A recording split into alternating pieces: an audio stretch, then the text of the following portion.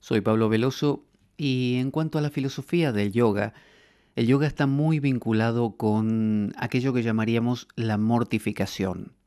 Normalmente pensamos al yoga como una especie de triunfo de la vida, como que todo es maravilloso. Vemos este yoga que proviene de Estados Unidos, donde el promedio o el perfil del practicante de yoga es como un surfista, ¿no? Como alguien vinculado a la playa o a la vida sana, ¿no es cierto? En general. Sin embargo, el yoga originalmente no proviene de ese tipo de personalidad.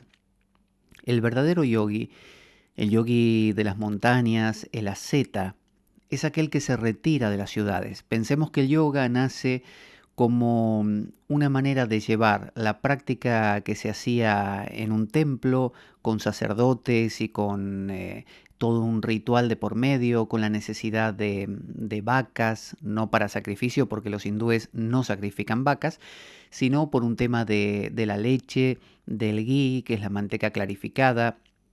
Cuando se hacían sacrificios védicos, normalmente se utilizaban muchísimas vacas por esto de la leche y el ghee. Se regalaban vacas muchas veces a los brahmanas o brahmanas, a los sacerdotes. Se hacían oblaciones de manteca clarificada, de arroz. Se tenían que contratar de alguna manera a estos sacerdotes para que canten. Algunos cantaban, lo cual pertenece, hay cuatro Vedas que son el Rig, el Yajur, el Sama y el Atharva. Bueno, en el Samaveda están los cantos, de manera que muchos sacerdotes cantaban, otros seguían el ritual, es decir, había que montar algo bastante complejo. Cada vez que alguien se tenía que casar, cada vez que alguien tenía que hacer un sacrificio, digamos, no sé, por la cosecha, por un muerto, lo que fuera, había que hacer toda una especie de puesta en escena grande. Como esto resultaba difícil, costoso y además la sociedad hindú está armada de forma tal que llegada a cierta edad, normalmente cuando aparecen las primeras canas, cosa que ya en mi caso yo ya debería estar ahí, la persona debería abandonar su familia e irse con su esposa, el hombre con su esposa, a vivir al bosque, como una anacoreta. Y hacia el final de su vida, ya inclusive dejar a su esposa y hacer vida de asceta itinerante, ¿no es cierto? De lo que se llama sannyasi. Ahora, había que adaptar la práctica de manera que la persona que se iba a vivir al bosque pudiera hacer una práctica también profunda, pero sin necesidad de tanto sacerdote, ni vacas, ni nada, porque no las tenía. Entonces, esa práctica necesitó interiorizar muchas de las cosas que se hacían exteriormente en esos rituales. Y si entendemos que el yogi lo que buscaba era una emancipación, buscaba el kaivalya, buscaba salirse de esas etapas anteriores donde era joven, era fuerte, era, digamos, más sensorial, donde ya hablaremos en alguna otra ocasión de las distintas etapas, de las distintas metas de la vida hindú, pero bueno, hacia el final de la vida de una persona, las metas que propone la tradición hindú son metas de trascendencia. Entonces el yoga acaba siendo una práctica interiorizada, es decir, una práctica donde los dioses a los que se adora externamente en otras etapas de la vida, estatuas, pinturas, bueno, están adentro. Los sacerdotes que cantan los himnos védicos están adentro. La oblación de manteca clarificada y de arroz y todas estas cosas están adentro.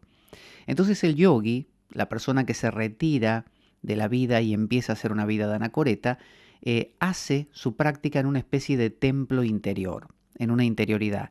Entonces ya no hay centros de peregrinación, ahora son chakras, ya no hay ofrendas materiales, ahora la ofrenda es la respiración contenida, por ejemplo, o el urduarretas, que es la contención del semen, es decir, empieza a haber toda una redefinición de aquello que era externo hacia lo interno.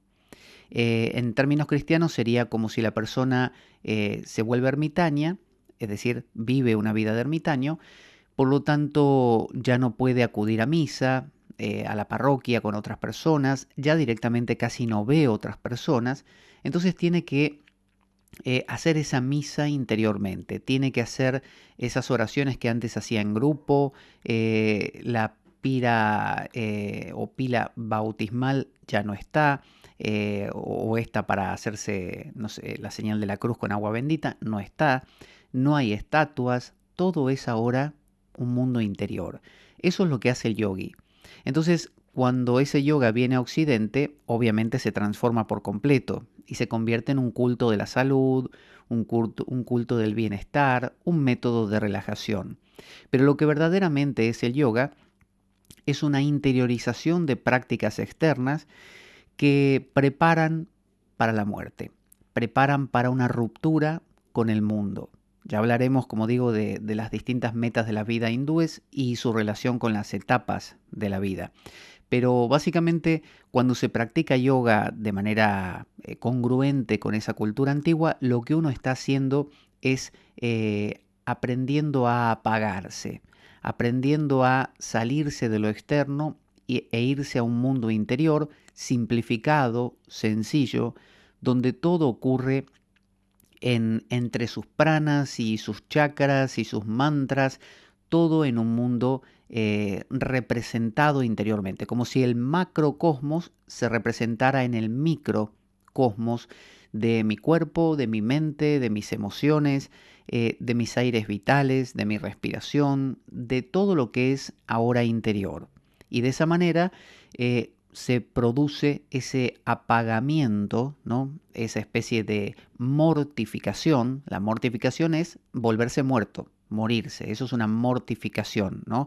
Es como decir, una palabra parecida a lo que sería, no sé, blanqueamiento. ¿Qué es blanqueamiento? Volverse blanco.